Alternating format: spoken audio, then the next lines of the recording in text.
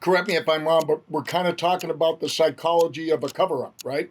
Is that what we're kind of getting into now? The abduction phenomenon is at the core of the fear that our government is rightfully trying to prevent. None of the scientific literature that claims to refute this, none of it addresses the nuts and bolts abundance of physical anomalous effects that go along with these experiences. You can try to wrap yourself up in this warm cocoon that says there's no such thing. The vast majority should not have to worry about it. But we want a police force. Just because it's not repeatable in your little lifetime or your little 20 or 30 or 40 or 50 year career, that doesn't mean it's not science. Look at this, the trauma myth. You're telling people that have been traumatized that their story is a myth. So part of leadership is the willingness to accept risk on behalf of your troops and be vulnerable. You stand up in front of everybody and say, I screwed up. The ultimate question is our global society ready for this? And one of the things I wanted to ask you is, how have you overcome those traumatic experiences? How do you get to a point where you can behave the way that you are? Because I know there's a lot of viewers here that are going through some pretty horrifying things, and I'm sure they could learn from that.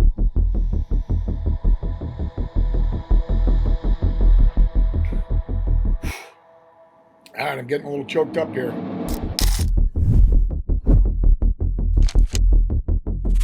All right, folks, this week we're back with a very interesting podcast. I'll just put that as an understatement. We have Dr. John Blitch on the show. Welcome, sir. Thank you so much for coming on.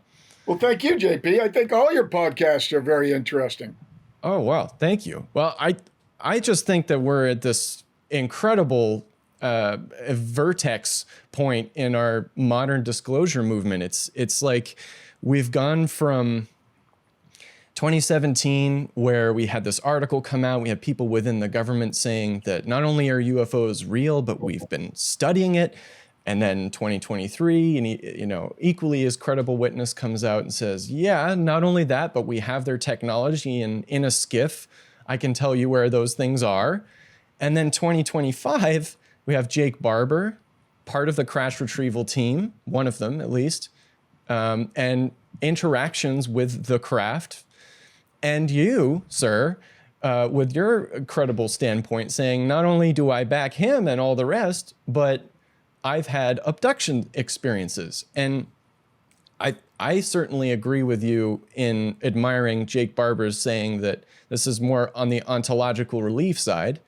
But I still think that some people probably find that too far, mainly because the media still will show alien abductions through parody or through, purposefully someone who's mentally unstable to discredit the whole thing. And so for the benefit of the audience, I was wondering if you could go over your history, your CV, if you will.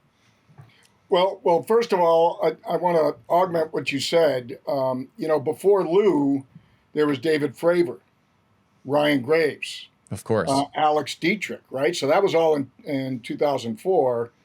And then back during the previous century with, all the way back to Major Donald Kehoe, another phenomenal aviator, Gordon Cooper, right? A lot of these aviators, Gordon Cooper testified not just to Congress, but to the UN on Foo Fighters and all the rest of this. Not to mention Edgar Mitchell, Apollo astronauts. So there are so many people who have been chipping away and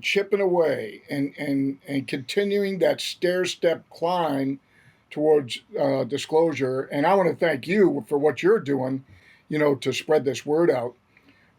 And I also want to commiserate with you, as we were discussing, before you started recording, some of these very challenging diseases that haven't been diagnosed yet. And every time you go to a medical professional, there's this air of psychosomatic conditions, right? It's all in your head, whatever it is.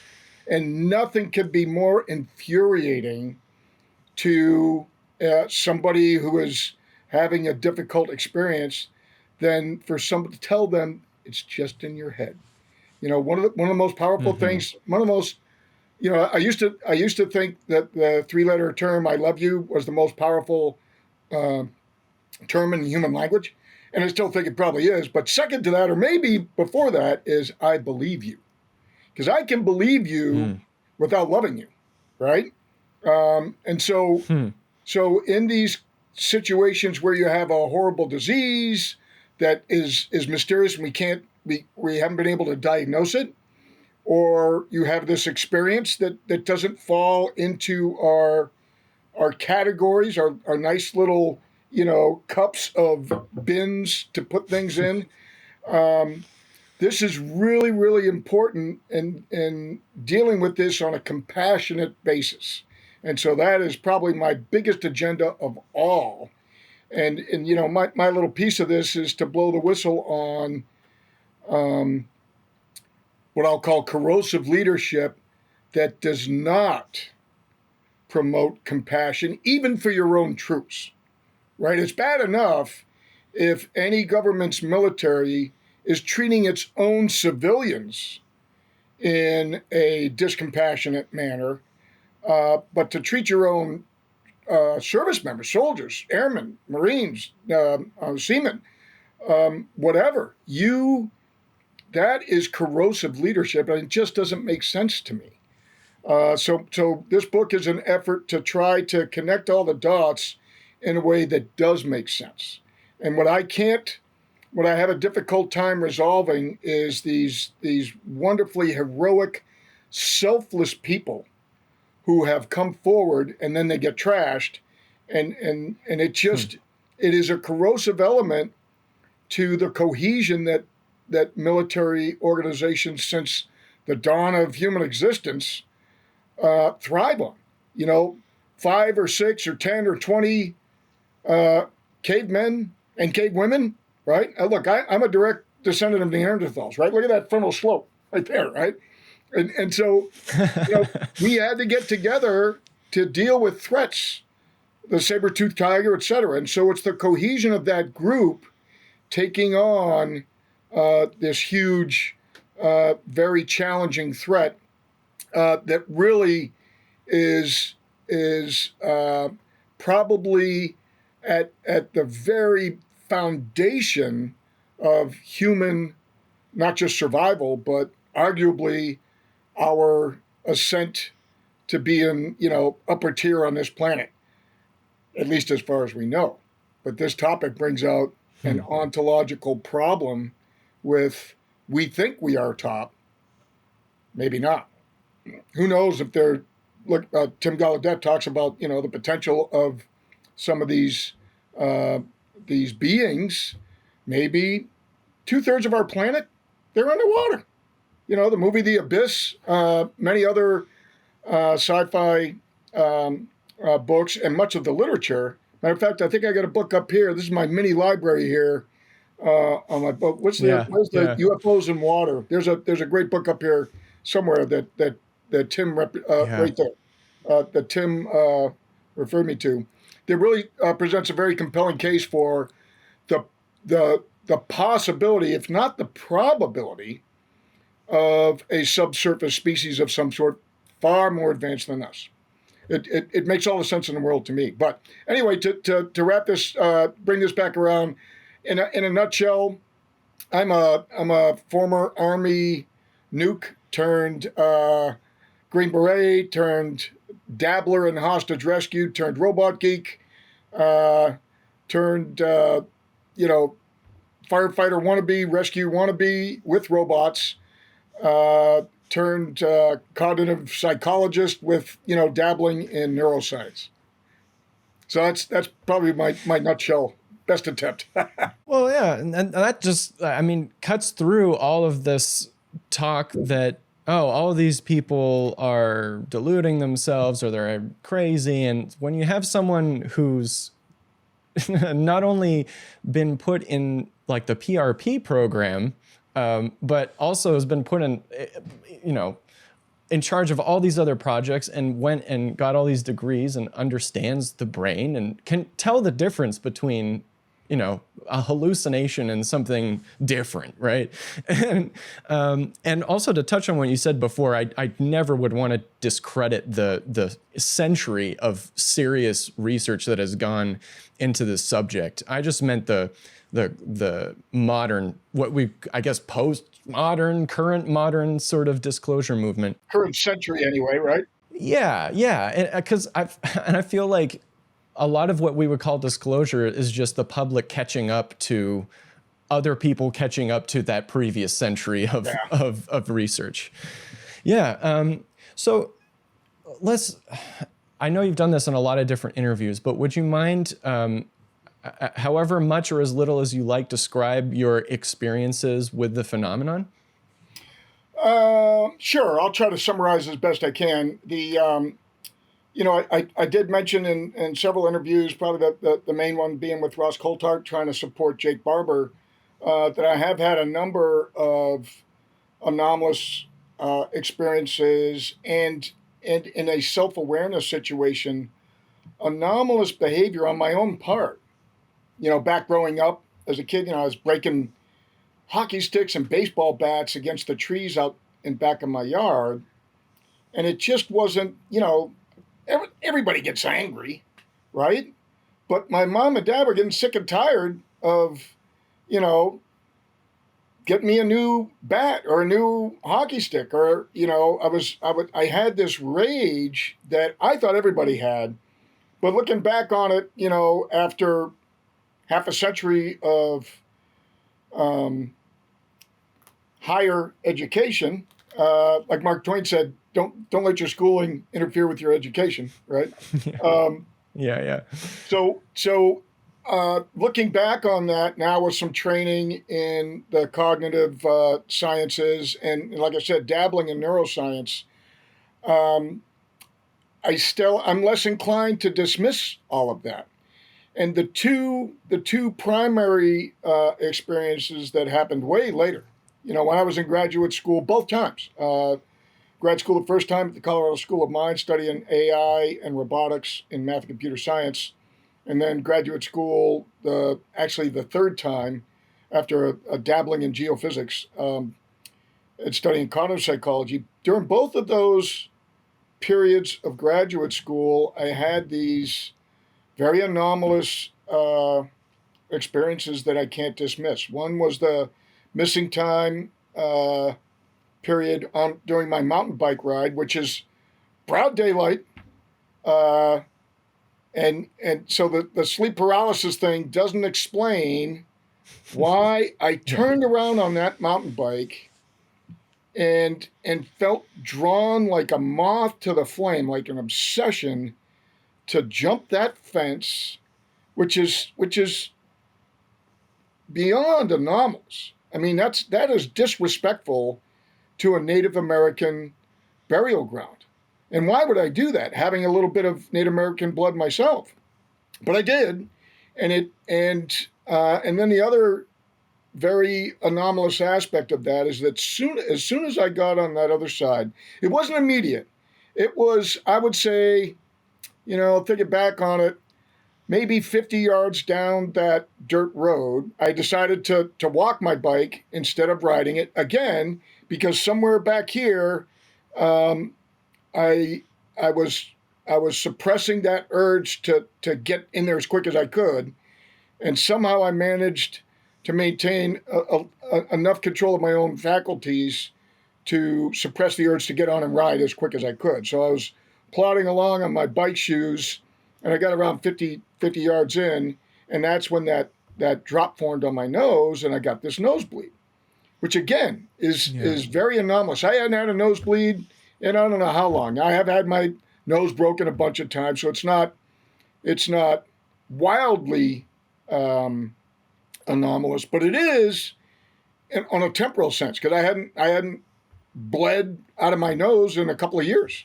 So that was a weird sort of synchronicity with this. And then the other aspect of it is that, when I laid down and sort of pinched my nose to try to stem the flow, the second is the severity of the nosebleed, which was it went from dripping just to, sort of a gusher. And that's when I decided to, lay down in the grass and pinch my nose. And it was, I don't remember anything other than going like this, and then boom, I was out immediately. Yeah. So that was the anomalous thing. And then waking up, shivering, frigid, and it's full darkness. So that tells me it had been dark for a while, because this was late summer, Right. Early fall, autumn time frame in Denver, Colorado, suburbs of Denver in 1995, and it just didn't. So none of that lined up. None of that made sense. And then crawling up that steep bank instead of continuing down the road, again, it's irrational, anomalous behavior that clued me into that. And then fast forward, I had this sort of terrifying event happen up there around the fuel truck, guy with the red shirt, and weirdly evading it, jumping back on the bike, and stopping at that ranch house to try to call my wife, and realizing there's nobody awake. And then realizing, oh crap, it's way later than I thought. It's not an hour after sunset. It must be several hours after sunset. And I talk about this notion that is very common throughout the experiential world, of irrational ambivalence. Why can't I remember looking at my watch? And I don't even remember if I have a watch. I don't even know.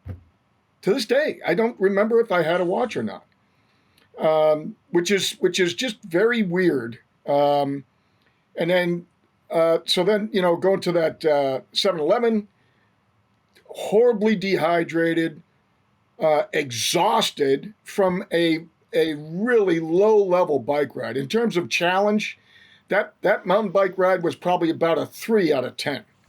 And I've had some, 9.5, 9.9s where my heart, I'm throwing up out of exertion.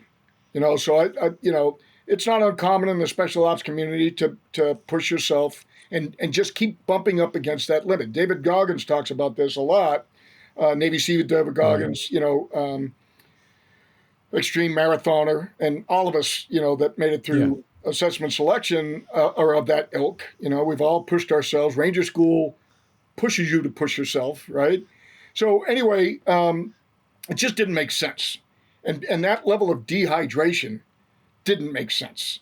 That I would quaff that down. So that was extremely anomalous.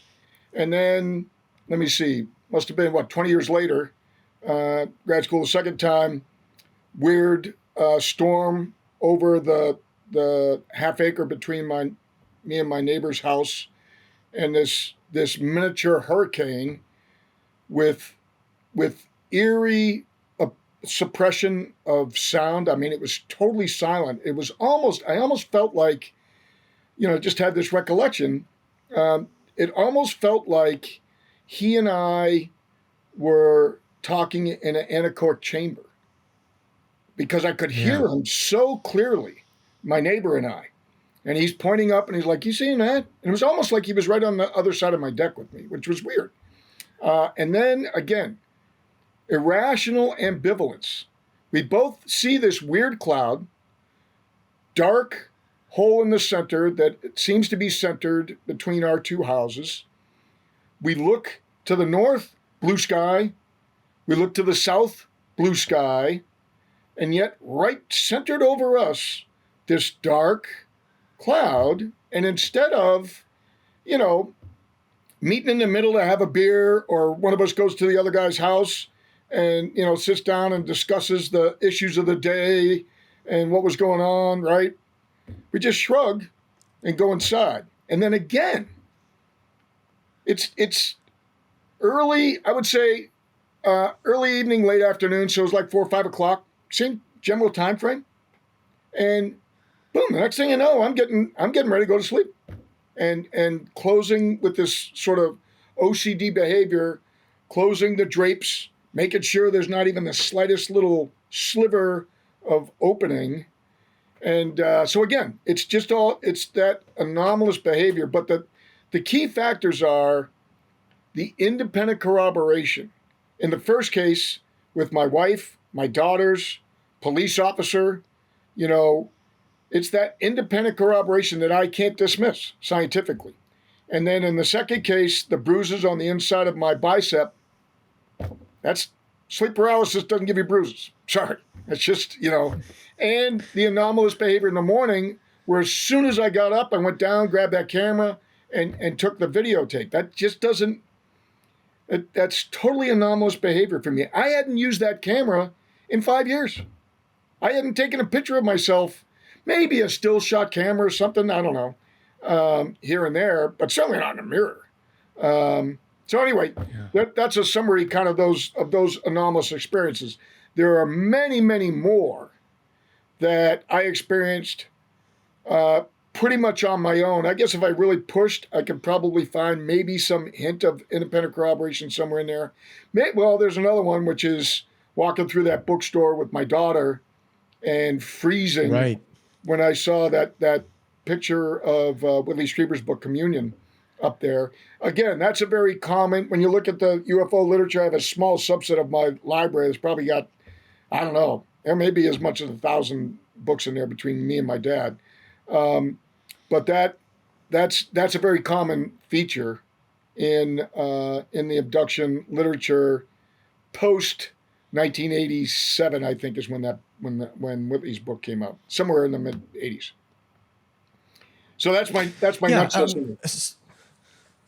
Yeah, thank you. And again, if anyone wants to listen to you talk more about your experiences, there's a wealth of other interviews out there, and I think they're fascinating. But there's some things I really want to pick out in terms of not only behavior but recall of the memory too. There's so much I'd love to unpack about this.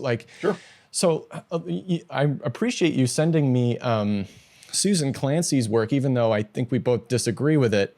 Susan Clancy, for the audience, is the lady who wrote the book Abducted, How People Come to Believe They Were Kidnapped by Aliens. And if that doesn't sound biased, I don't really know what is, and I appreciate her leg up from just calling everybody crazy. But her thing is you have all these very mentally stable people, but she stops there and says, okay, that's sleep paralysis. We can simulate these experiences ourselves in an environment. Therefore, this isn't what they think it is.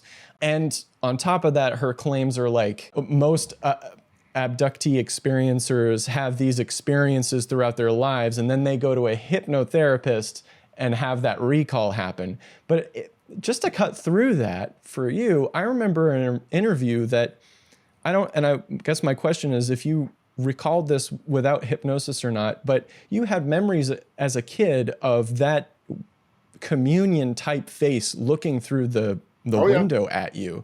And these experiences are what caused you to go out and the angry young man chapter in your book and feel violated and want to break things. Is that correct? Oh, there's so much to unpack there. So first and foremost, I want to point that in my literature here, there are 5 books that are directly refuting the abduction experience and the notion of repressed memory.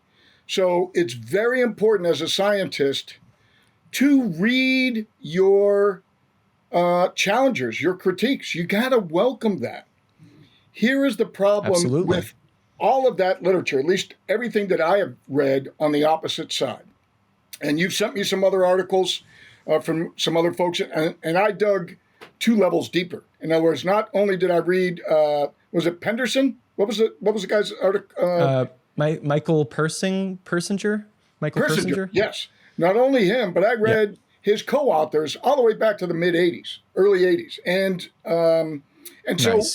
so a lot of this research, matter of fact, I won a debate on this in one of my favorite classes of graduate school ever.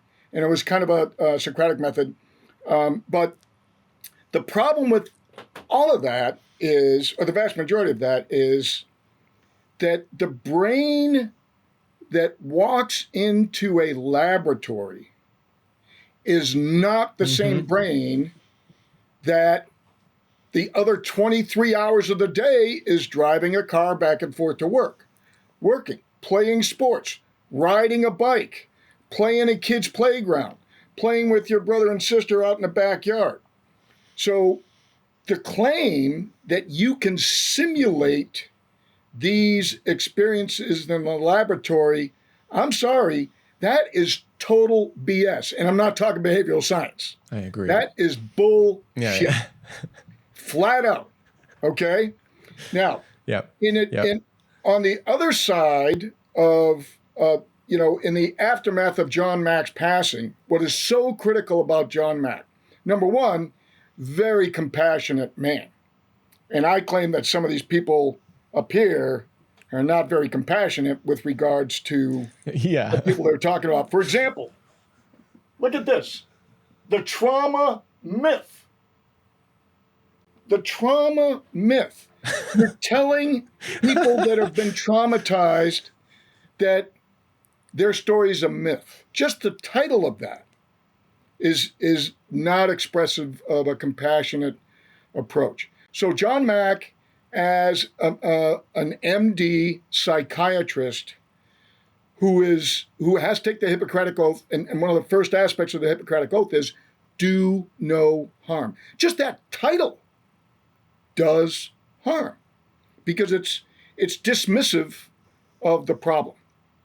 But I had to read it. I had to get in there and to be able to, So again, the problem with all of that is in the laboratory, you are legally and arguably morally prevented from using sufficient trauma to induce PTSD in the laboratory. No IRB, Institution Review Board, that has to clear your experimental protocols, no IRB is going to allow you to traumatize people in the laboratory. So that takes these experiments off the frickin' chart, right off the bat. So all of that, out the window. That's one first criteria to throw out the window.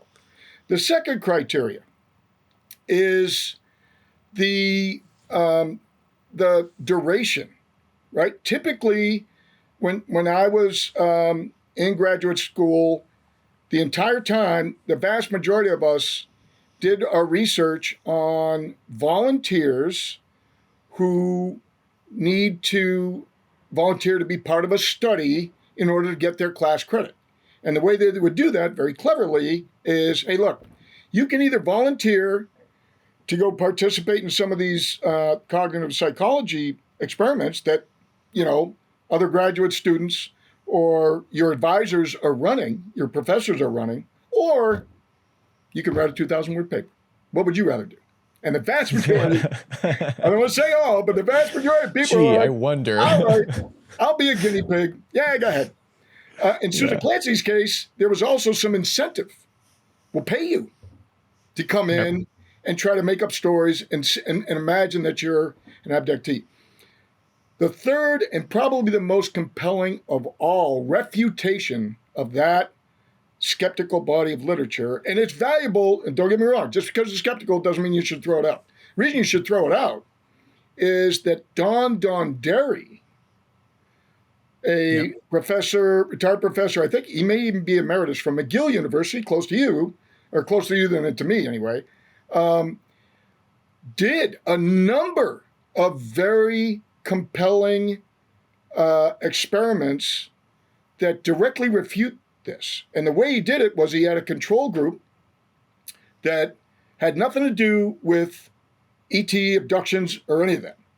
Then he had another group that were asked to imagine that they had been abductees, based on whatever they had seen in sci-fi or read or whatever it is, and to behave like an abductee. And then you had the third group of, quote, real abductees with independent corroboration. And what I'm talking about in that third group are people who were missing for hours, who had other people looking for them, law enforcement, search and rescue teams, their own family members. And they had implants or scoop marks or scars, inexplicable scars or burns or any number of these, quote, nuts and bolts physical evidence that that went along with that missing time period. And so what Don Derry does, and I'm killing myself because I think I have those, I have all 4 copies of his books, 2 copies of both books back in Colorado. It's driving me nuts. Otherwise I'd show it. But one is like UFOs, aliens, and abductions. But he has 2 books. And I recommend to the reader to look him up. Don Crosby, Don Derry, PhD, McGill University. And that Donderi. Donderi, yes, sir. And that directly refutes that. And the statistical clumping of that is very compelling. There is no overlap between groups. And that's with, I think, a 95% confidence interval. So that's what I would offer to folks. Over and above, and here's the other thing. John Mack was trained and paid to not only detect the presence of mental illness, cognitive pathology, but to characterize it. Not just detect it as there, but know exactly what kind it is. Is it schizophrenia? Is it bipolar? Is it this? Is it that? And as a result, he would obviously refer those patients to a specialist in schizophrenia, a specialist in bipolar disorder, whatever it happens to be. And so he had this very tight, very fine mesh filter over anybody that eventually made it into his cohort of, I think, around 300 experiencers. None of these other folks up here have any of that skill, training, or capacity to do that. So those other, quote, studies, I don't care if it's from Harvard, the methodology of that experimental paradigm is way below standard. And so that's what, so those are the 4 reasons that I pretty much, I acknowledge it and I respectfully disagree with it and do not consider it to be compelling evidence at all that the abduction experience is anything other than what the folks claim it is, which is beings that are non-human are taking folks. Yeah. And this is what, so for the longest time, okay, so there's equally just as much to pack in there. I love this conversation, by the way. I know, I'm sorry. It's so fascinating. So like when you touched on the Michael Persinger stuff, right? Just again, for the audience, his stance is we can take you in a lab, which, I think I agree with you too. Which I commend you, by the way, in using your EEG out while people are out living and doing stuff instead of in the lab. But just because they can simulate, okay, so I'll ask you and the audience, if I can sit you down in a lab and put an electric current through your brain and make you feel love, does that mean that when I'm out in my life and my wife smiles at me and I feel love, those are 2 different things. And just because you can sit someone in a lab and mess with their brain and now you're making their 2 different lobes overlap, so their feeling of their sense of self is overlapping, and so they feel a presence in the room, that's not simulating beings that are 3 feet tall with huge black eyes coming and taking you and moving, like talking to you telepathically. And again, like one of the biggest things for me is the fact, when you talk about trauma as well, is in John Mack's book, Abduction, you have all these cases where I think it was Sheila, for example, he was talking about how she had gone through all of this process with different psychologists and psychiatrists to try and figure out if something was wrong with her, if she had some sort of sexual abuse in her past, if she was crazy, if she had some sort of mental disorder. And she had become increasingly more desperate and unwell because they were not finding what was really going on.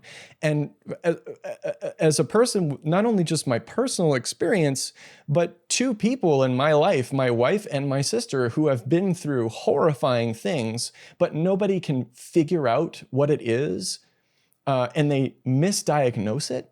It is so detrimental. And then when they finally figure out what the real issue is, it's such a 180-degree turn, because now they're dealing with whatever the issue is. And that really struck me hard, is like, it's not just people who are taking their experiences through media, which I think it's the reverse, because you have abductees who have experiences that do not represent any movie I've ever seen. It's way out there.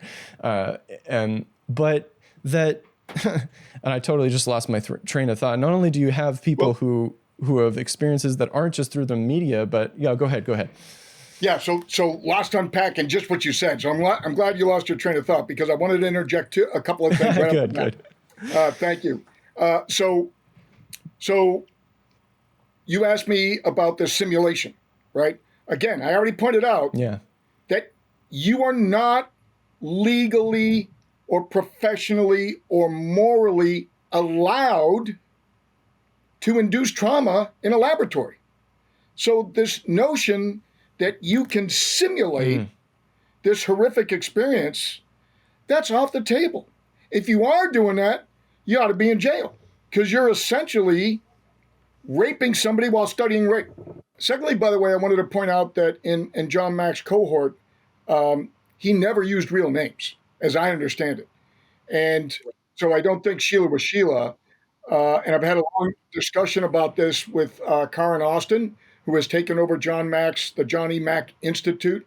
And she is a wonderful, amazingly brilliant, and very compassionate human being. And she has double, tripled down on that none of John Mack's cohort, their identity will ever be known by anybody.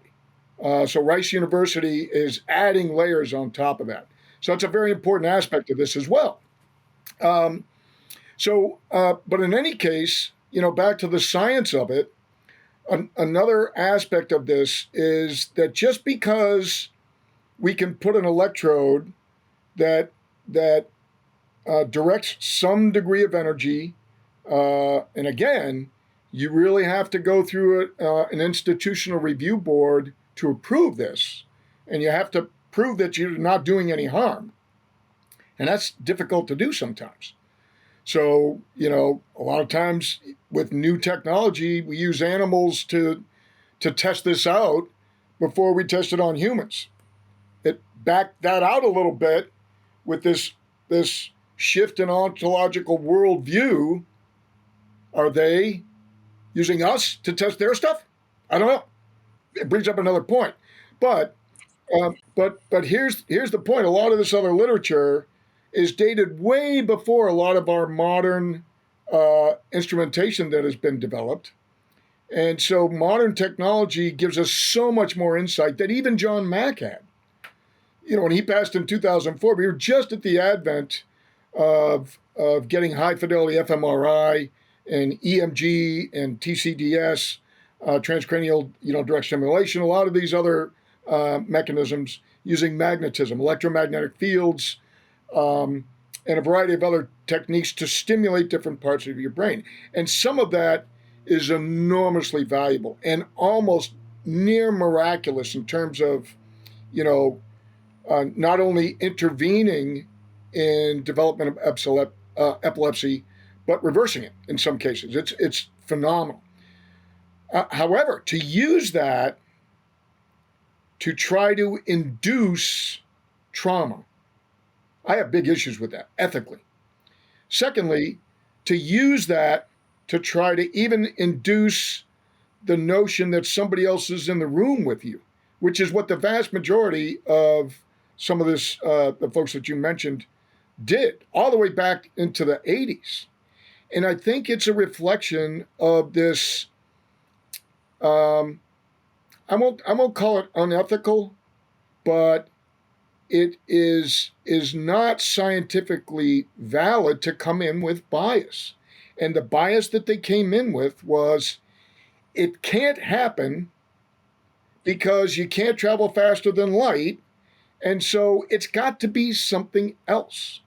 And so when you look back at a history, a longitudinal study of someone's research, you see this bias build up over time.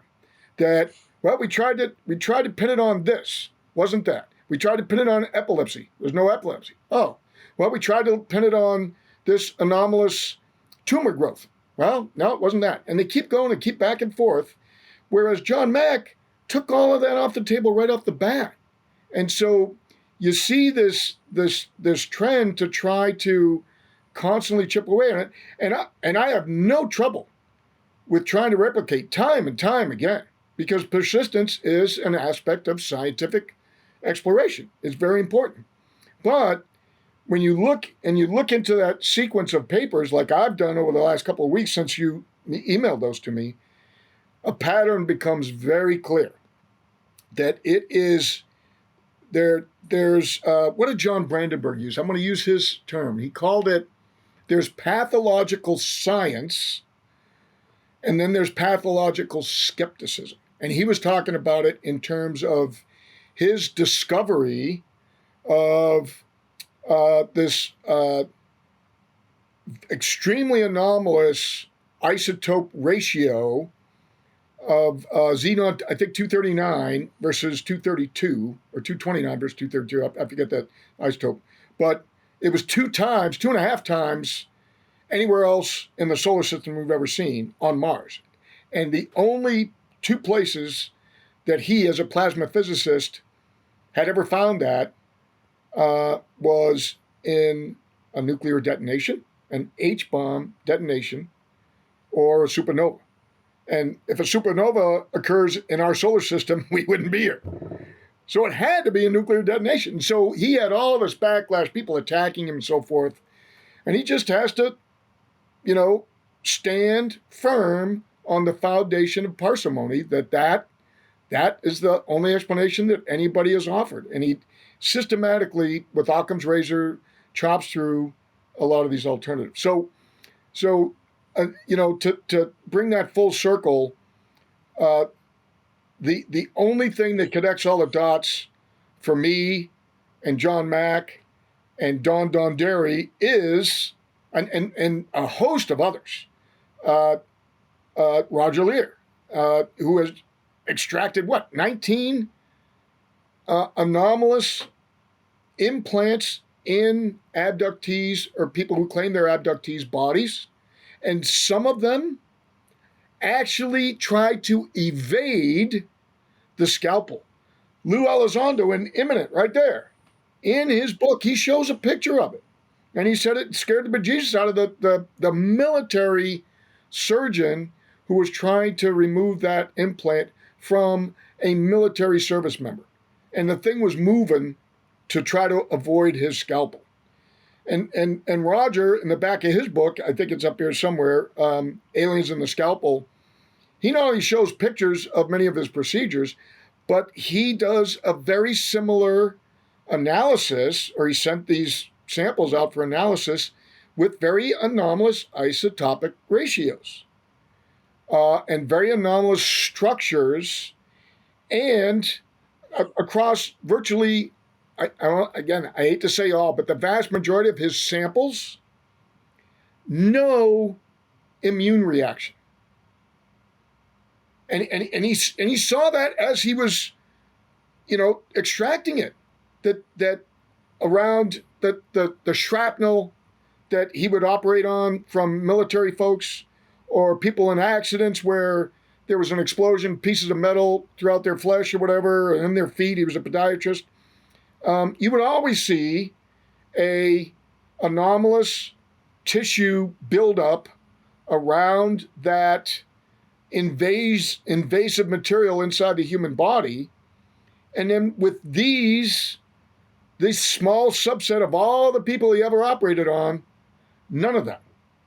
And it is mind-boggling as to how that occurred.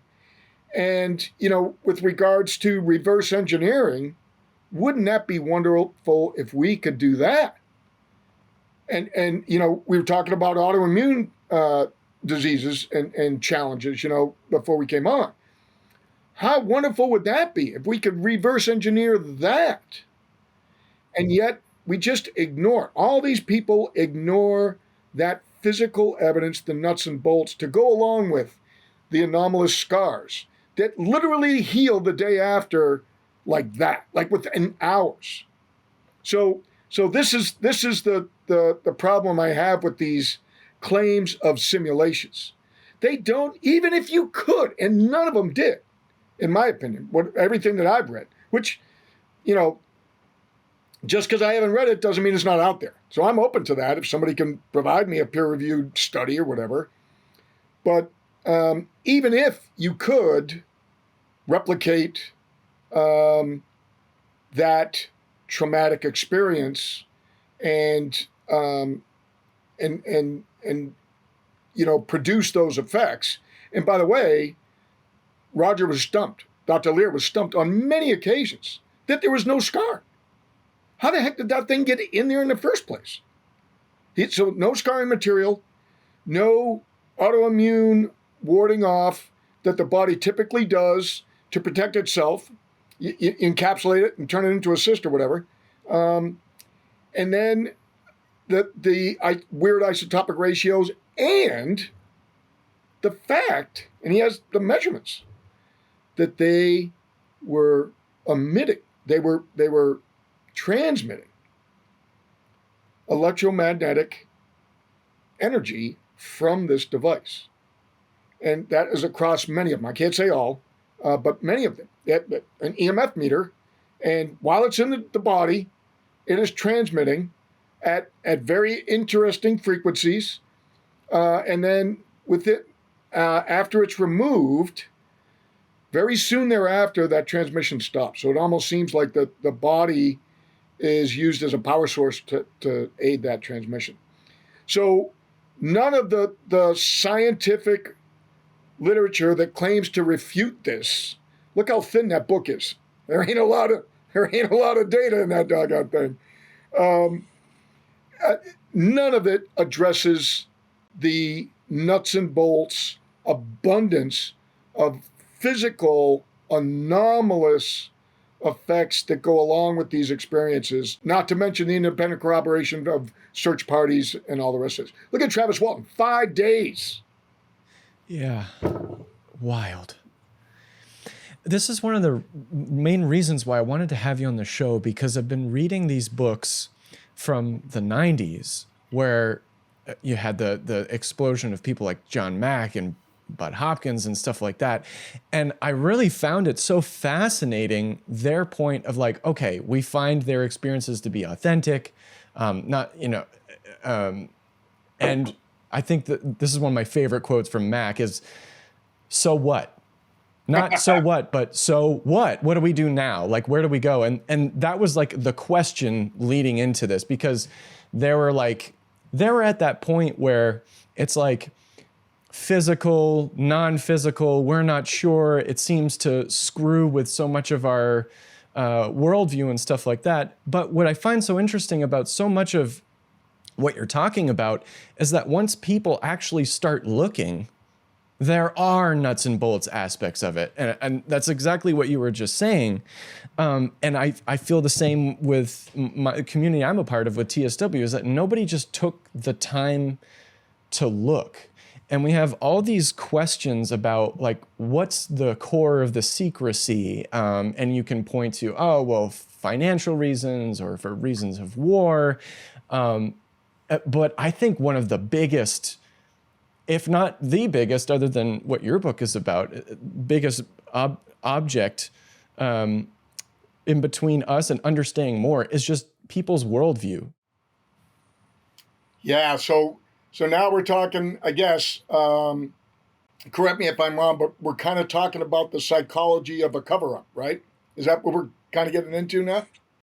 Yeah. So this is what I offer to you at the intersection of a career in special forces, special operations, and a career in cognitive science, and that is that every special operator who made it through all their training and eventually were deployed has to come up with a cover story, because as part of our training to become to resist interrogation in POW camps and so forth, everybody develops a cover story, and so we practice that, how to do that, and to sum up the vast majority of that training without giving up sources and methods that would protect us. And so I really don't want to put any of my brothers and sisters in arms and harm's way. There's this concept of the onion. And what you want to do is you have many layers, layers of layers and layers. And so every time you're brought in and tortured and made uncomfortable and interrogated, you give little bits. We found out after the Korean War that was sort of summed up in the literature and the entertainment industry in terms of the Manchurian Candidate, that just sucking it up and standing by name, rank, and serial number. That's all I'm giving you. That is not the way to survive in a POW camp. A lot of very heroic folks lost their lives and, went down the tubes on that process. So we adapted, especially after and during Vietnam War and thereafter. We adapted our process that, rather than having these folks that are running these POW camps and torturing you, rather than you know, sacrificing a limb like Bob Dole, like John McCain, some of these other folks to this horrific torture, give them a little bit and trickle a little bit at a time. And so, the way I see this cover up unfolding since at least 1947, probably before then, is a little bit of a trickle. The outer layer, the next layer, the next layer, the next layer, the next layer.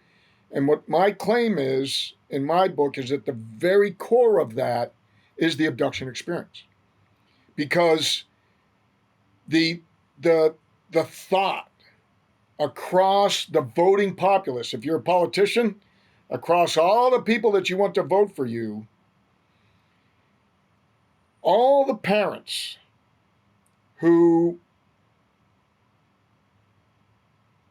wake up to this notion that their children can get taken in the middle of a mountain bike ride, off the playground in the middle of the afternoon, out of their backyard in the middle of the afternoon, and subjected to some of these terrifying procedures.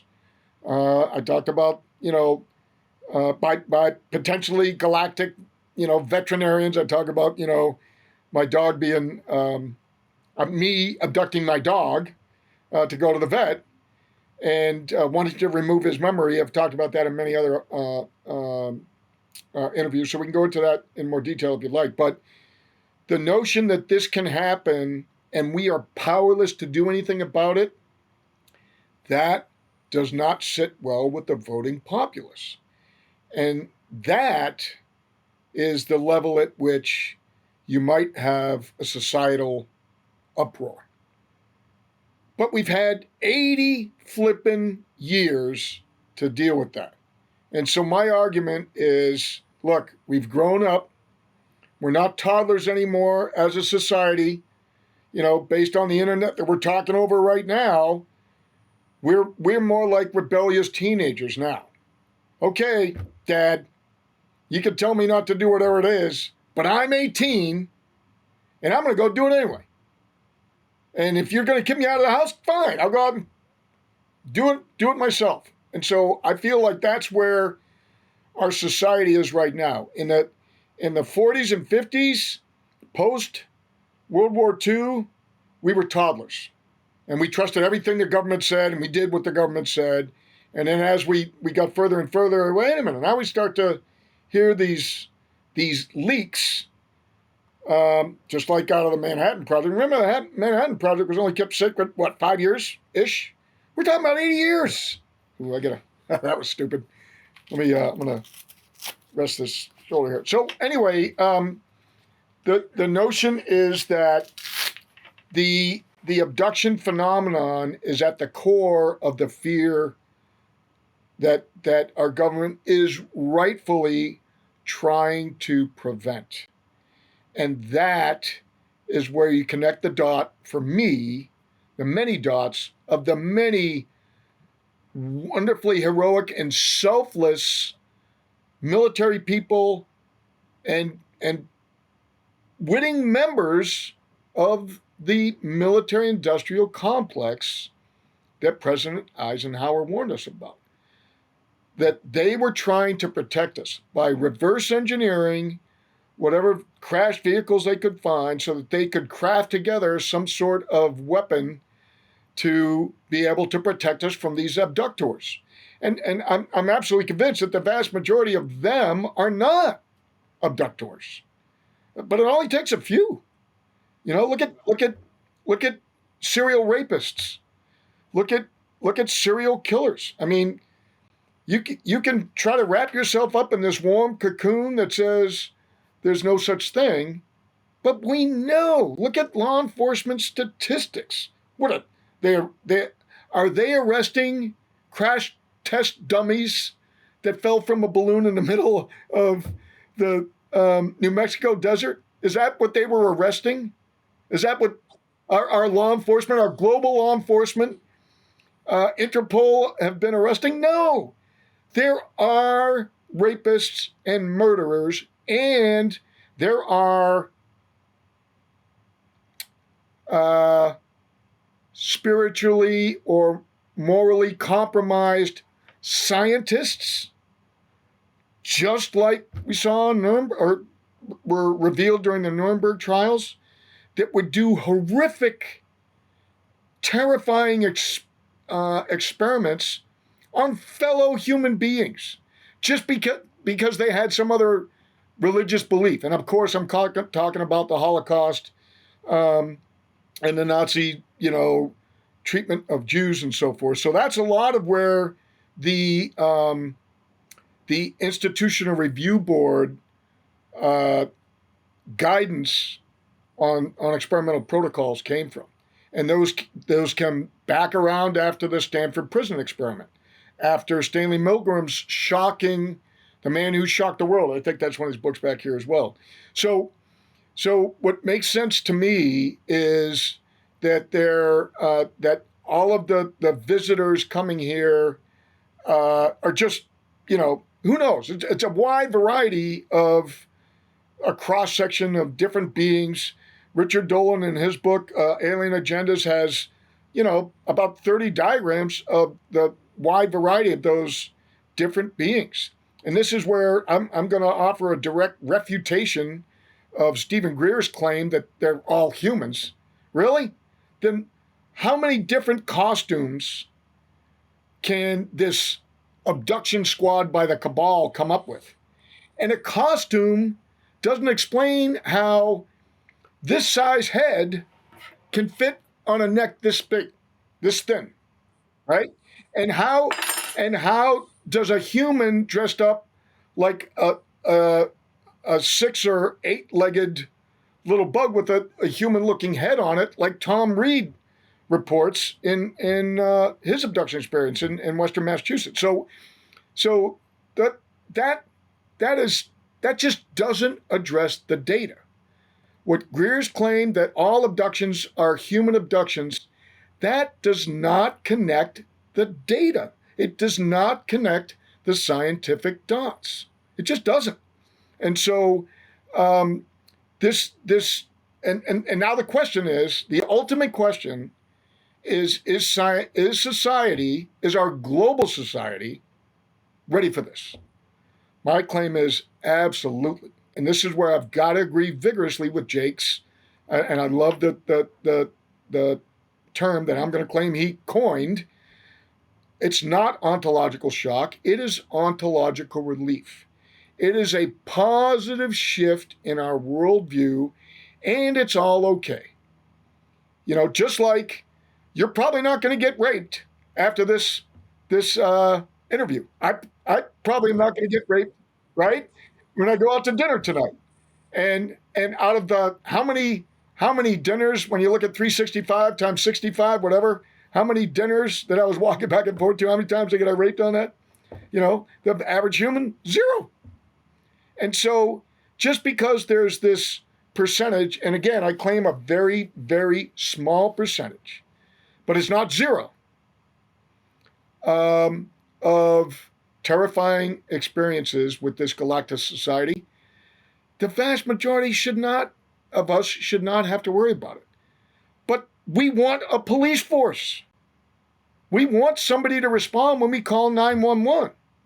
And what has happened since 1947 is when society called 911, the United States Air Force said, okay, and they're you know, can you imagine calling 911 and the dispatcher laughing at you? Okay, yeah, we'll send somebody out there. Have a good one. Hey, Jimmy, click. Right? And that's what the United States Air Force has done since 1947, with a few exceptions. And against this dark cloud of the cover up, I've got to point out some rays of sunshine between those clouds. You know, the formation of Arrow, even though I don't have a lot of respect for Sean Kirkpatrick, and I don't agree with the continued, you know, obfuscation of things that office continues to provide. I have a lot of very optimistic hope that John Kozlowski will flip this to whatever level. But you got to remember, he's got layers above him that are part of the suppression. So it's going to take a very courageous John Kozlowski to push up against that or resign. So we'll see how that goes. But just the formation of that is a very positive sign, as opposed to, you know, Project Blue Book, 1969, and the jackwagon at the University of Colorado, Condon, you know, and his clear obfuscation and suppression and flat out dishonest report that shut that down. That lasted for a long time. That momentum lasted for quite a long time, at least until, you know, 2017 or whatever. So that's and that was not a nutshell. That was a bag of nuts. But that's my best response to that particular question you had, JP. And I'll rest my soapbox now.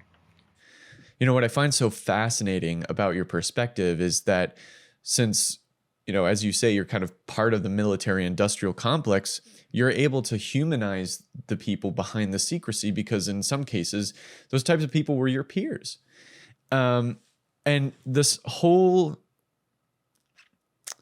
humanizing of the secrecy is analogous to how older generations of men, especially military men, would deal with their trauma. It's all about putting it aside, not talking about it. Choke it down. Yeah, choking it down.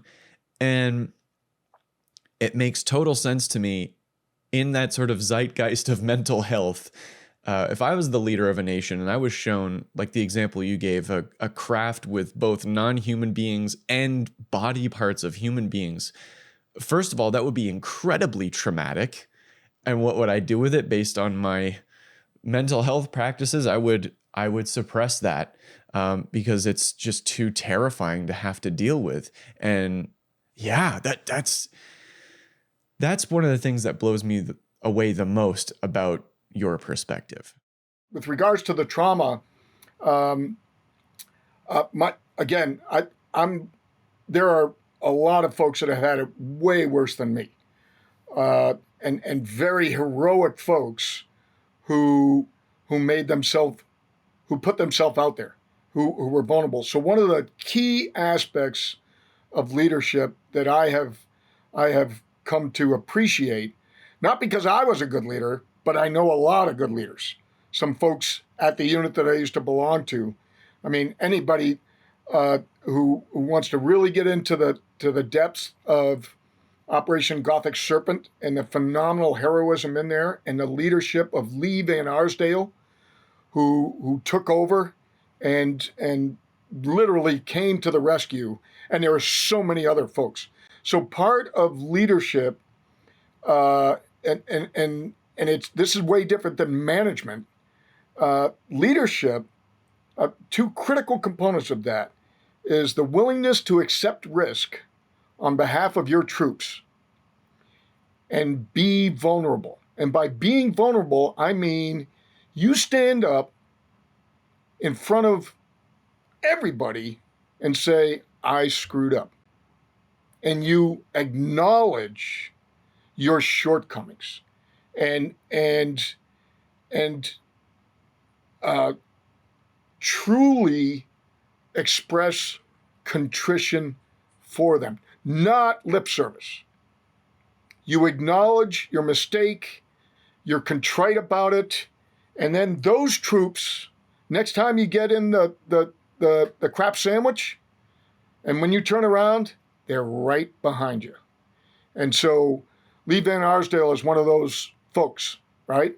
And so this notion of having somebody with enough courage to say, look, folks, for 80 years, we have not been able to prevent these abductions from happening. But now, thanks to the $3,000 toilet seats that we've been charging you, we have been able to reverse engineer some of this technology, and we think we can do a much better job. It's not 100%. We can't catch all the criminals, but as your global law enforcement police force, we can get a good chunk of them. And so don't fear. Go about your daily lives. Let's use some of this technology. You know, the implants. We're spinning up these projects now. All that money that we put into the defense systems, now we're going to use some of it to fight autoimmune diseases, to provide greater power. I'm not sure that the government has a full zero energy system. I don't have any evidence of that. I mean, there's a lot of speculation by a lot of folks, but I personally don't have any knowledge of that.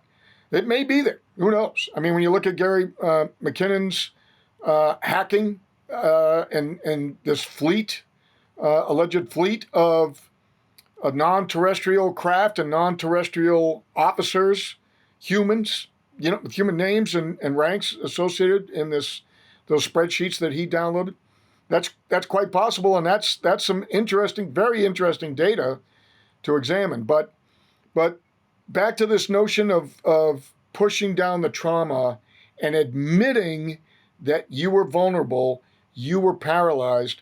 Look at Terry Lovelace's story, and he's told it many, many times.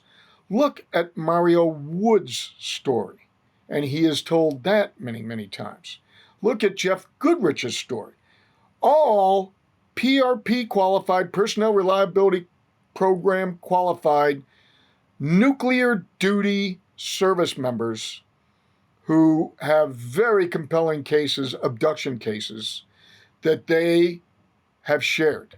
So they have embraced that what I'm calling a need to be vulnerable. So they are leaders within our community. and I can't put them high enough on a pedestal. Along with Bob Jacobs sharing his story, Robert Hastings sharing his story, and so many other folks. Um, so, so my hat's off to them, and that's my response on the trauma issue. Yeah. And if I may just touch back on intent and humanizing, one of the things in regards to your experiences with non-human beings that really struck me was when you talked about your memory of seeing a 7 to 8 foot tall praying mantis grasshopper being, and specifically what that being was conveying to you, that, hey, stop squirming, quit fighting, let us do our job. And you may notice that behind me, I have some praying mantises here because I'm a wildlife photographer, and I also had a pet praying mantis. And the amount of times I have been out at night taking photos of mantises, and I said to the mantis, hey, stop fighting, stop running away, stop squirming.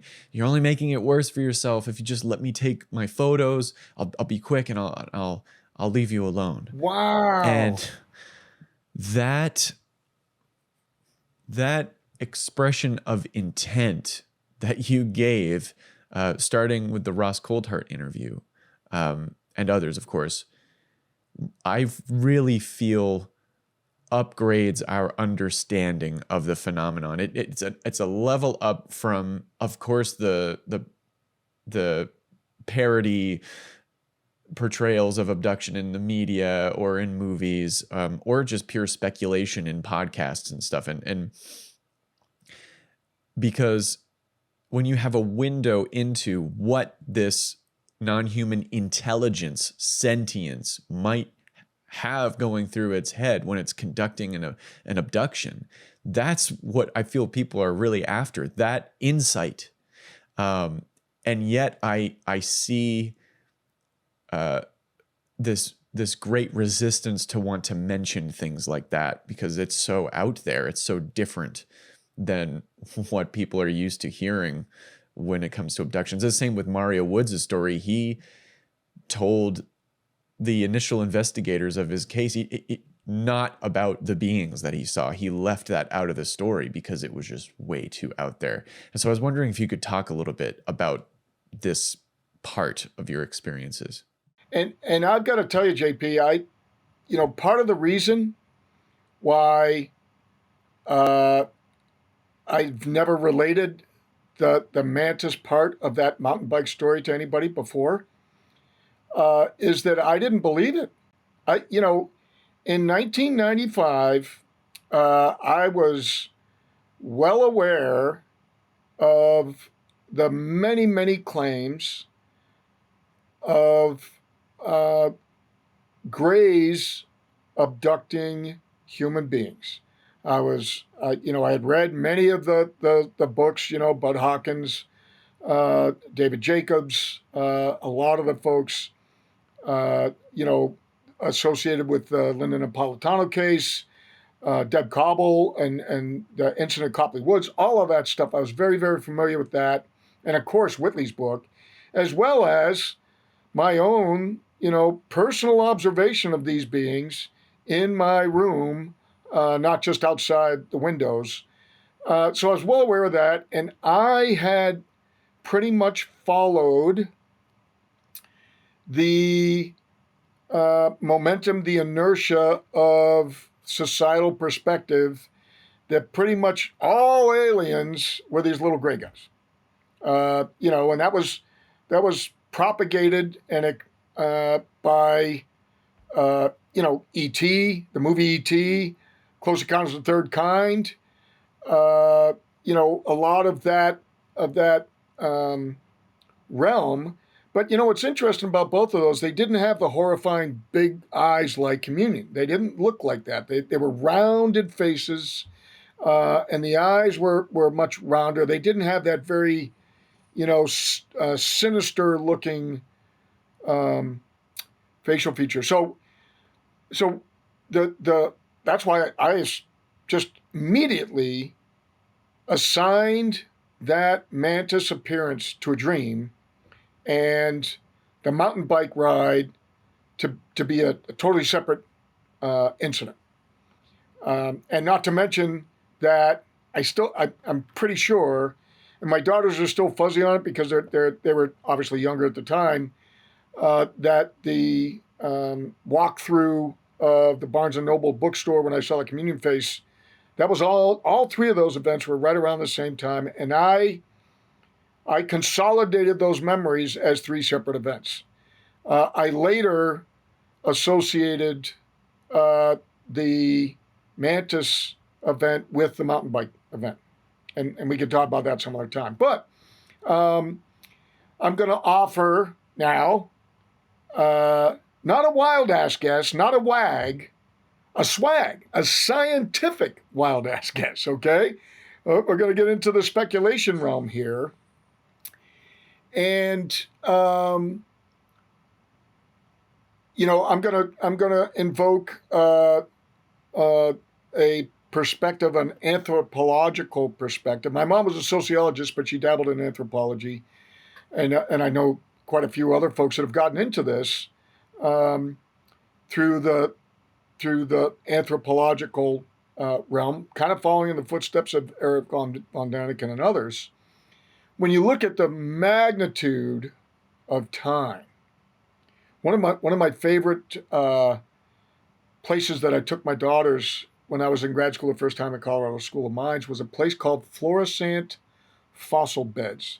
And what I loved about it is it had a mile-long trail through a bunch of petrified forest. And you have these huge stumps that are probably half the size of the cabin in my boat here, monstrous stumps. And, you kind of walked back through time. And the very last step of that mile-long trail, they had a footprint that was cast in like concrete. And they had a big placard there that said, "This is the relative amount of time that Homo sapiens sapiens, that we have evidence of Homo sapiens sapiens, human fossils." It was one footprint out of a mile-long hike, right? And so they had the Pleistocene, they had all the eras and blah, blah, blah, the Paleozoic, all of those ancient eras and so forth. And so that really struck me when it comes to evolution of life on any planet. Well, so using that as a backdrop, and with a scaffold of Darwinism overlaid there, it is not inconceivable to me, and I've had some very prominent scientists agree with me on this, and I used to use their names, but I haven't asked them, and so I'm gonna hold back from that. But it is not inconceivable to me that insects and reptiles may have evolved into sentient beings far earlier than us, either here on this planet and then gone out and become, what now the term is ultra-terrestrials, that life from here went out, got older, evolved, and came back, right? And now they want to come back and just kind of check out what's going on at home for the last, million years or so. And so that's a very interesting notion that, by the way, even though Hal Puthoff and Eric Davis and a lot of these folks are using this term now, and it's like, ooh, what a brilliant, dude.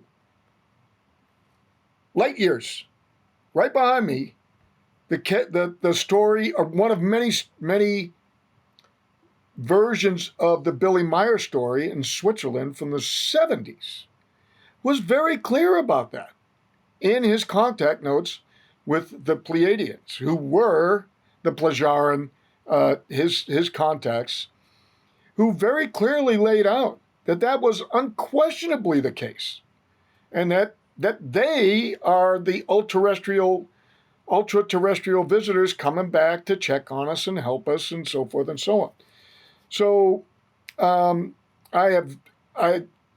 since that experience, I have come across a relatively large body of literature where other abductees do describe mantis sorts of beings being extremely intelligent.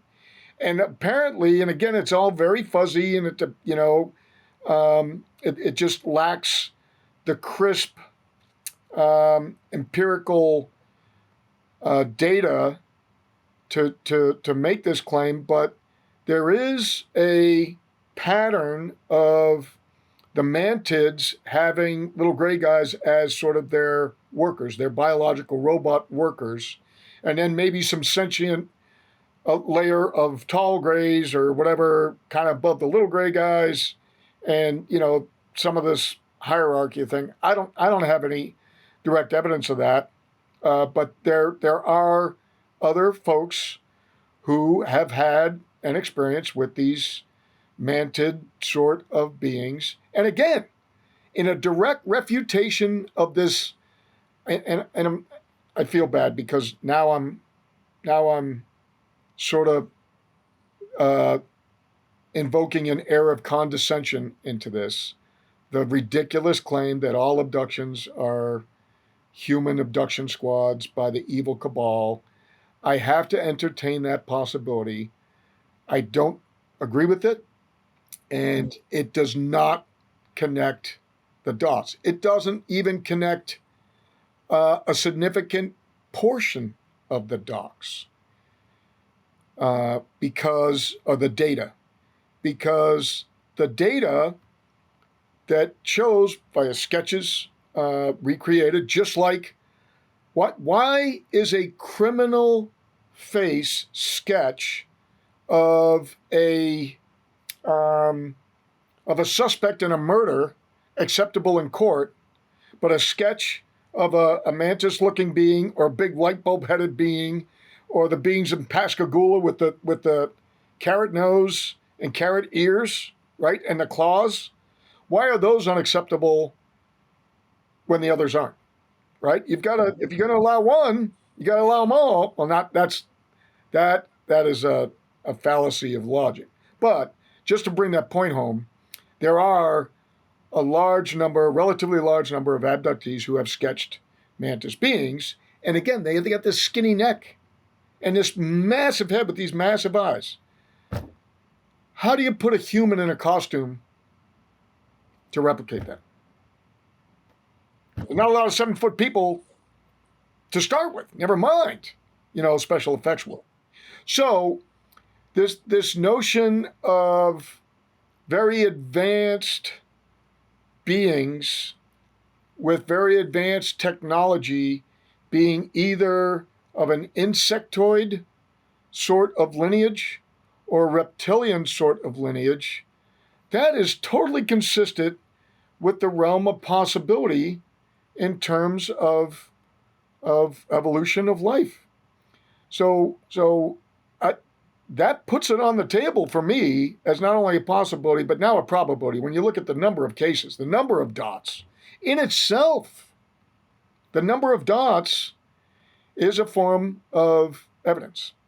Yeah. So when you're talking about beings that have, you touched on this earlier in the podcast. We were talking about, I think it was Tim Gallaudet, talking about the possibility that non-human intelligence that's greater than us, at least, doesn't even have to come from an extraterrestrial origin, especially when you take into account that we've barely explored enough of the ocean to account for the whole of it.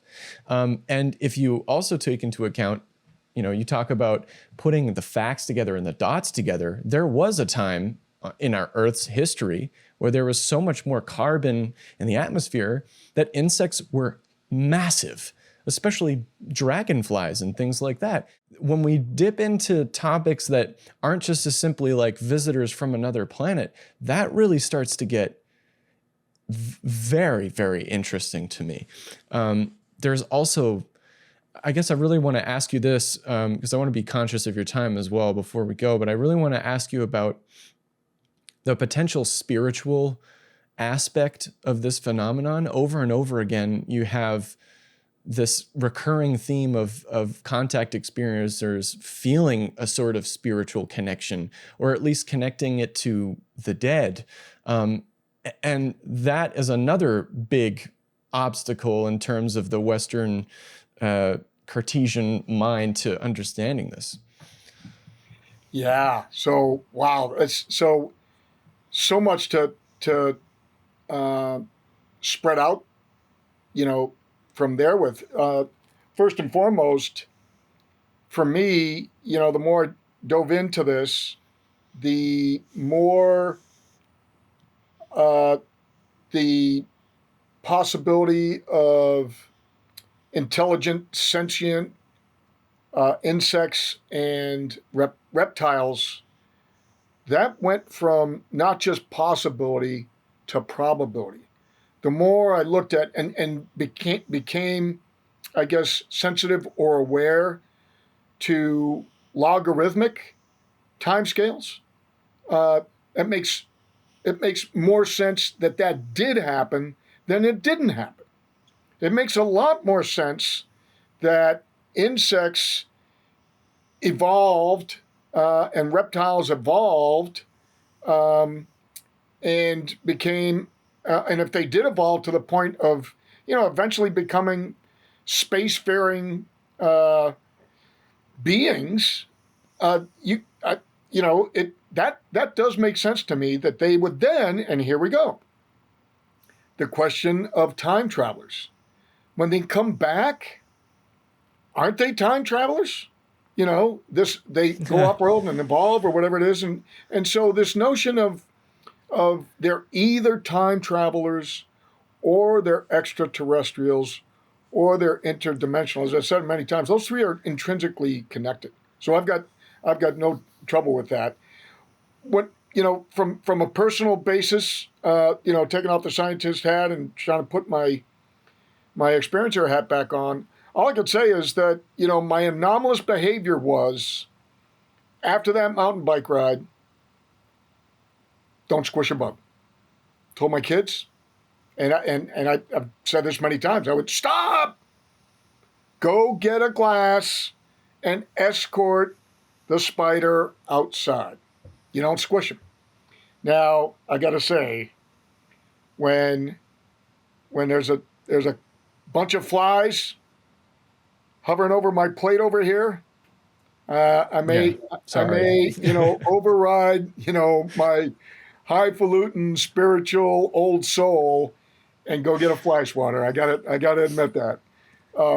But the notion is that was kind of anomalous behavior that, again, serves as independent corroboration, not just from family members, from after my wife and I split up and then she passed and I was dating again, and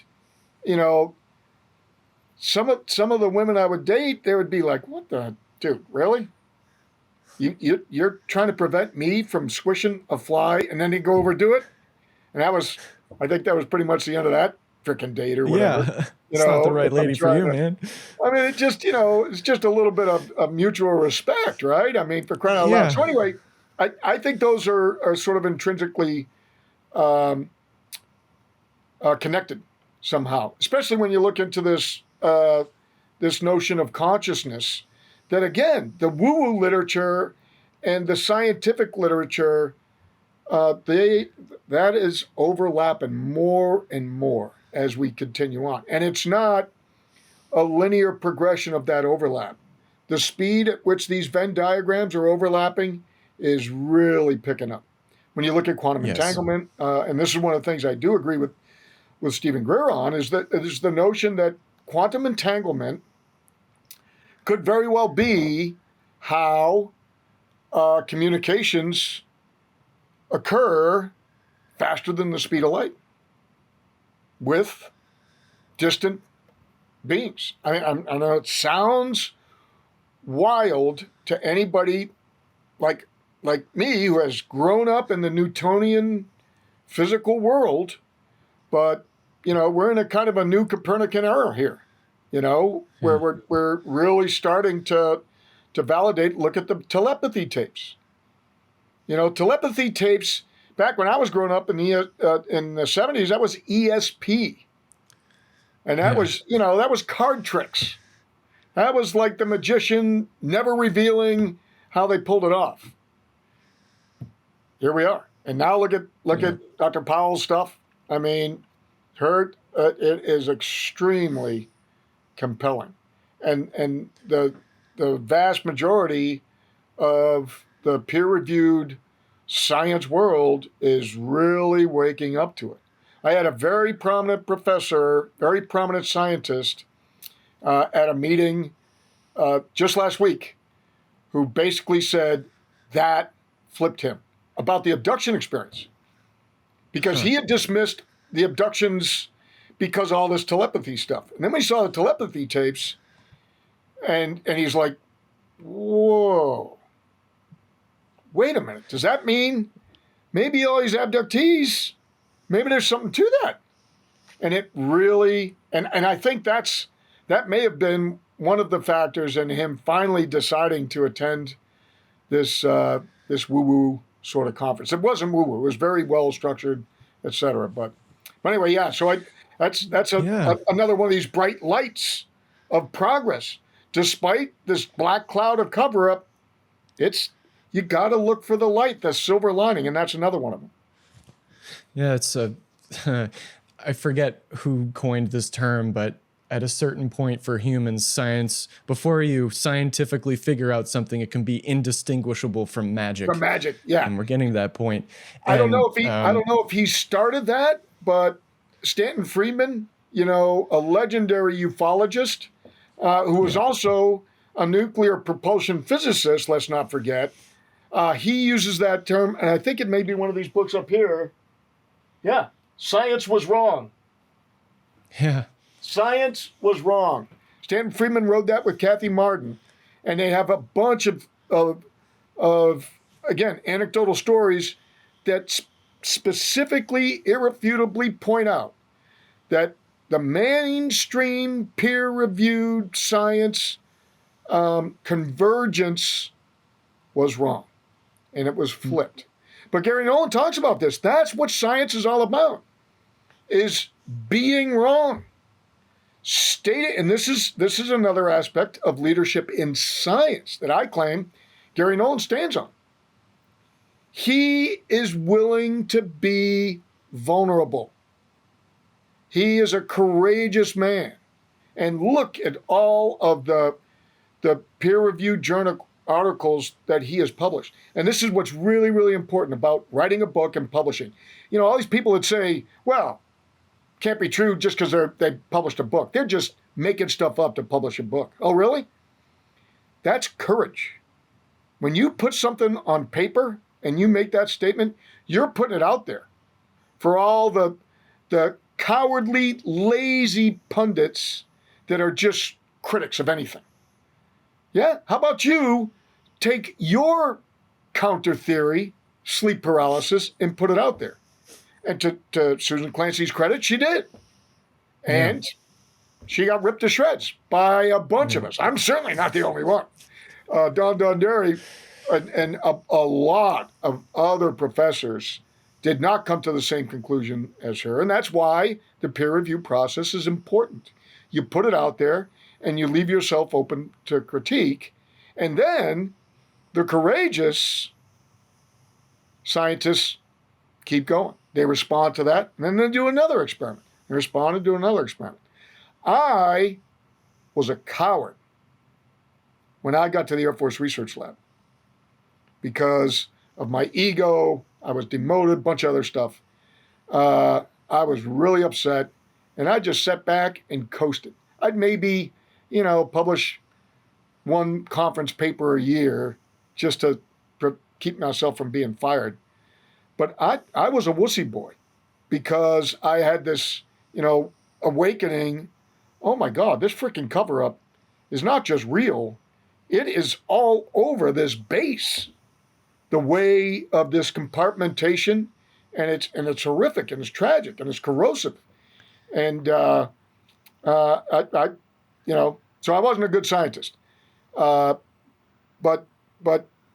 Gary and a bunch of other folks in the Scientific Coalition of UAP Studies, the Society for UAP Studies, I think, They have really woken me up, and I'm going to get back in the game now. Start publishing again. So I'm really excited about that. Another silver lining of the cover up that we can exploit. So hopefully that answered that question. Yeah, for sure it did. And I agree with you. Like science is a process, and seeing this with the community I'm a part of with TSW is just you have to allow yourself to be wrong. And with the gentleman I spoke to from the NIH, he had to approach some of the doctors and his colleagues and say, like, I think you may have been a part of hurting these people with this current issue. And I myself had to, like you said, read about people I disagree with, and that's how it should be. Another thing I heard about science was I was playing this game that took place in the in Baghdad in the 800s or 900s, and there was a fact about how it was an incredible boom of science, and one of the things that they did was make this incredibly complex gizmo, for a lack of a better word, to find out where Mecca was. And it was this overlapping of their spirituality with science. And one of the last questions I would love to ask you is that spiritual point. Is there a point where that starts to overlap with the abduction phenomenon? I may have put it in the notes about this book called Black Elk Speaks. This Lakota man who had this incredible vision. He specifically said this was not a dream. This happened. And I don't want to ask too many questions for you to have to unpack, but I guess the definitive question is like whether or not the human is interpreting everything that's happening to them. Like for him, for Black Elk, it was the 6 grandfathers and horses and geese. And is that its own thing? Are humans along history just interpreting whatever this phenomena is differently, but it's the same? Or is there a whole suite of things going on? That's one big thing I have trouble unpacking. Yeah, so a couple of things there. First, with regards to the science, before we slide that over into the intersection between science and spirituality, I do want to push back a little bit on the notion of repeatability. As if it's not repeatable, it's not scientific. Whoa, hang on just a second here. How long does it take to repeat a volcano? Right? Krakatoa, right? That didn't repeat for 100 years. Still hasn't re-erupted. So does that mean it didn't exist? This is where geology and archaeology refute the claim that it's got to be repeatable in a lab to be considered. So, I just pushed Gary Nolan and a bunch of other folks up on a pedestal for this scientific courage, and I will continue to do that forever and ever. Amen. However, I'm going to say that just because it's not repeatable in your little lifetime or your little 20 or 30 or 40 or 50 year career, that doesn't mean it's not science. Science is about discovery. And so archaeological dating, whether you use carbon or some other form of decay or some other relative layering of fossils or whatever it happens to be, repeatability or lack of repeatability is insufficient as a disproof. Okay? That's my claim. And that allows me now to slide into this spiritual overlap, this spiritual overlay. Because as a youngster, like I talk about being the angry young man, I did not appreciate the value of what was going on. And the older you get, the more orbits that you get, there's some repeatability. But here's the thing, an orbit is not repeatable. Because here's the thing, here's our planet, we're orbiting, right? So was I in the same place this year as I was this year? Oh, no. That's an illusion because this whole planet's moving. This whole solar system is moving.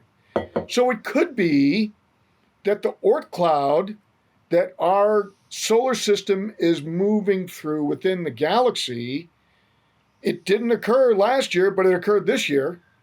And so we're saying that we made this observation this year at the exact same time with an atomic clock under the exact same conditions. No, they may not be the same conditions because our solar system is moving through a galaxy within a universe where there are other conditions going on. And so part of this spiritual awakening that we're having is that as we kind of zoom out, there's a great scene at the end of Men in Black, the first one, where at the very end, they kind of zoom out from our little blue marble into the solar system, into the galaxy. And then our solar system is like an atom within a pool ball on a table. And then it's at a bigger level and they're kicking it around, right, on a soccer field, whatever. So you get the point that I think this expansion is huge. And so I'm gonna go back to 1947, not because of Roswell, but the reason I want to go back to 1947 is that was the year Chuck Yeager broke the sound barrier. Right. And there were plenty of people who said, "Oh my God, no, ain't gonna happen." Right? It's so much easier to say impossible. That takes no courage. And so before 1947, nothing could go faster than sound. And we're limited, and we're the anthropological arrogance, our anthro-arrogance saying, what I can't hear can't happen. There we are. And so that was a step function in our progress. Oh, science is wrong sometimes. I'm pointing to Stanton's book with Kathy Martin.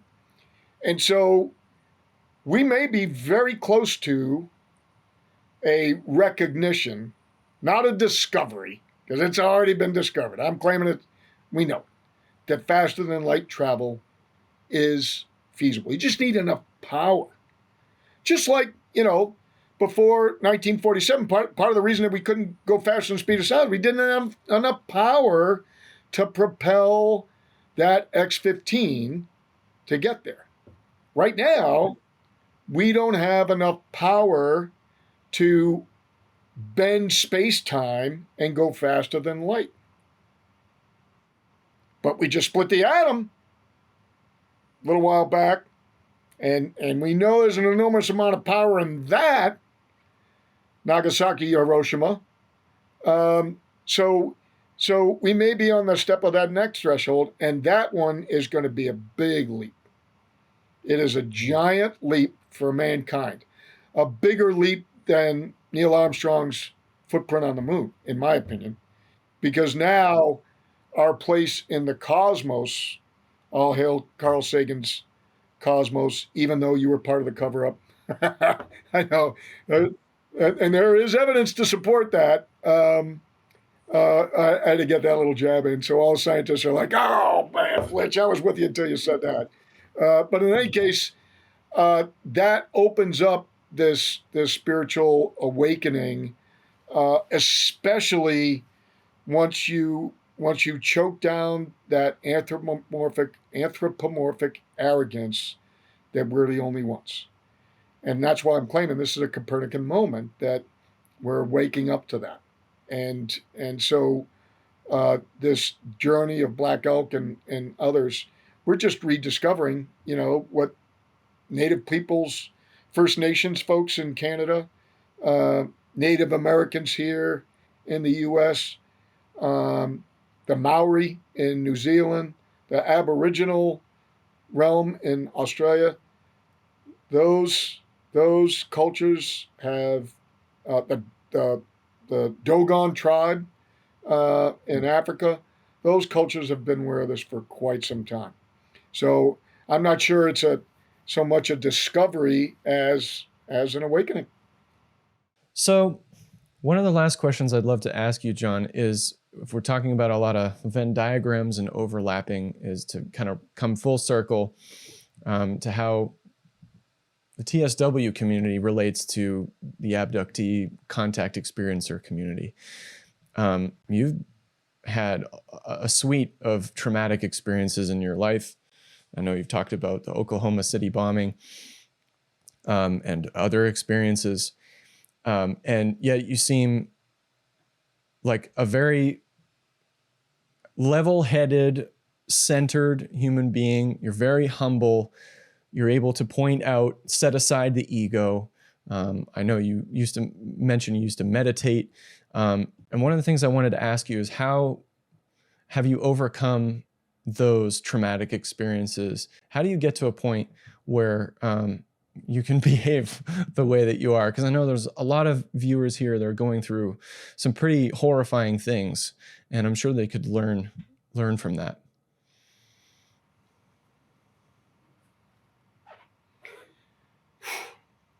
All right, I'm getting a little choked up here.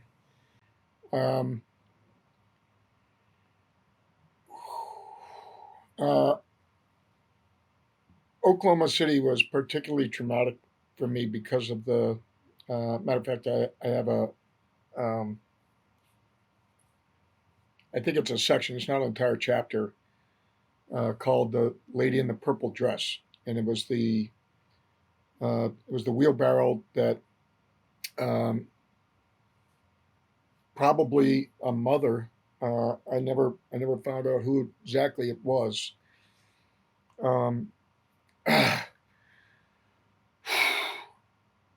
The problem with that was that,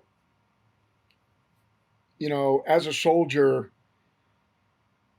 you go through training to try to deal with the consequences of the use of lethal force, and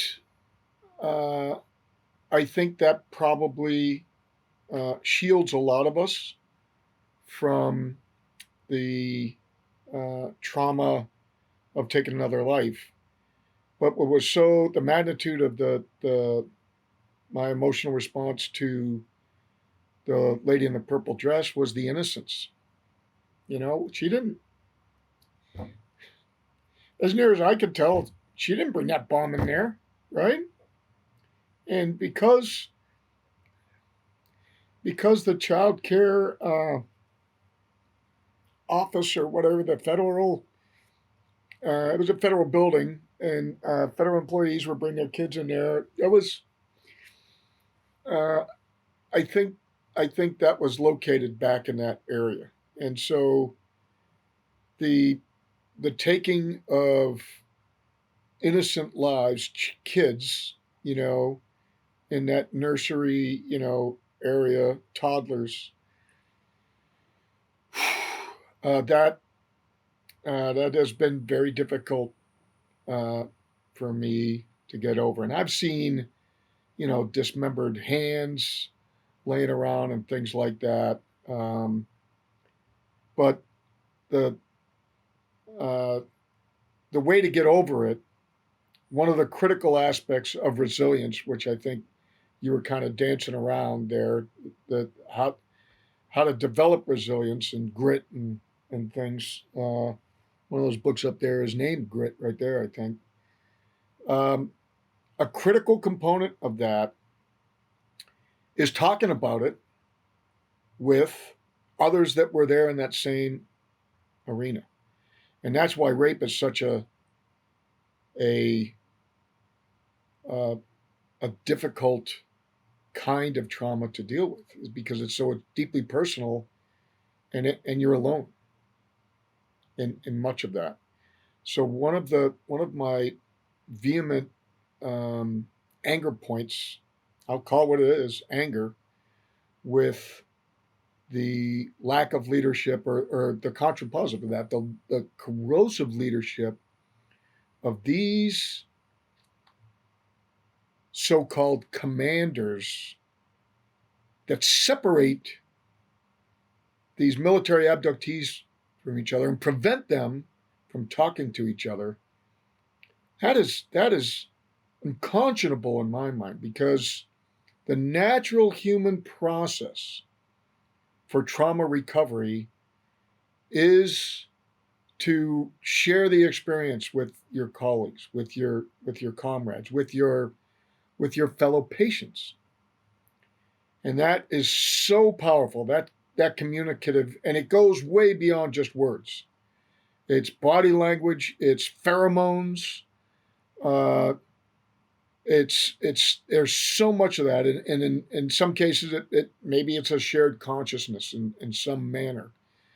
But for Terry Lovelace's commander to separate him from Toby, who was abducted with him, for Mario Woods to be separated from Michael Johnson, who was abducted with him, uh, and from I'm not sure if Jeff was separated from his guys, but the folks at Rendlesham, for them to be separated from each other, that's horrific in my opinion, because you're not only adding to the trauma, you're not only double experiencing it at the hands or the claws, if you will, whatever, of these other beings, but now your own beings. You go back and your own family ostracizes you.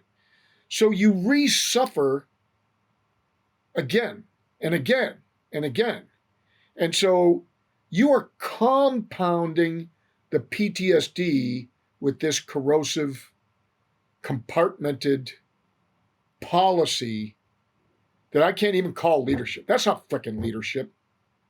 That's a disgusting form of invasive harassment. And so again, the silver lining of this cloud is that we're hopefully are going to wake up and learn from our mistakes, that this compartmented, divisive, divide and conquer process that people rise to power with, bad juju. And it will eventually lead to your downfall. If wherever you sit on that pile, if you're leading through terror, if you're out front via terror or squashing others or dividing them and separating them and individually oppressing them, that's going to lead to your demise. And I'm speaking to you, members of the cabal. I'm speaking to you, intermediaries, or the folks that quote carry the water for the cabal. You better flip it, because it is harming you. You're harming yourself by that kind of behavior. So hopefully that provides you and some of your fellow patients a little bit of hope that we're recognizing that, at least, and your interaction with each other is a tremendous source of strength. And I've had some friends, we're getting up there, right? I'm no spring chicken anymore. Evidence. This is an ego writing checks the body can't cash, right? And so, getting together with other freaking knuckleheads that have their sling on the other side, right?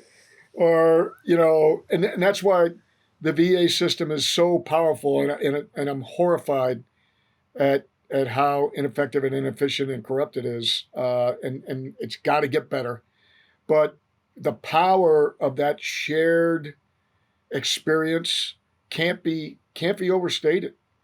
And so I know of some Parkinson's disease gymnasiums, a gym specifically for Parkinson's, because it's you get used to others with tremors, and you're not an outcast anymore. It's part of the game, and you're lifting that weight, and it's going like this, and a guy over on the other side, they're lifting, and they got a worse tremor than you. Awesome, right? Because it makes you that feeling of of membership. And then, you know, the further along you go, and then many of you start to realize, holy crap, this may be a gift. It makes me appreciate this side that's not true, that's not shaken. It makes me appreciate those 65 previous years where, you know, I did the best I could before this happened. And you get to tell stories, and you go back to the glory days, you know, the, what was that, Bruce Springsteen song, Glory Days, you know, and you reminisce. And there is power in that. And there's healing energy that is shared in that.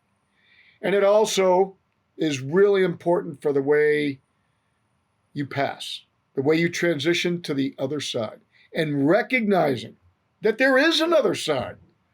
Dude, this is just 4th grade. You got a lot of grades to go. And guess what? If you screw this up, and if you're part of the cabal, and you're part of this freaking, I'll call it evil, you're going to have to repeat 3rd grade. And you may be repeating 3rd grade as one of the folks that you tortured, that you mistreated in that, you know, Dachau, Auschwitz prison camp. You may have to live that in your next lifetime.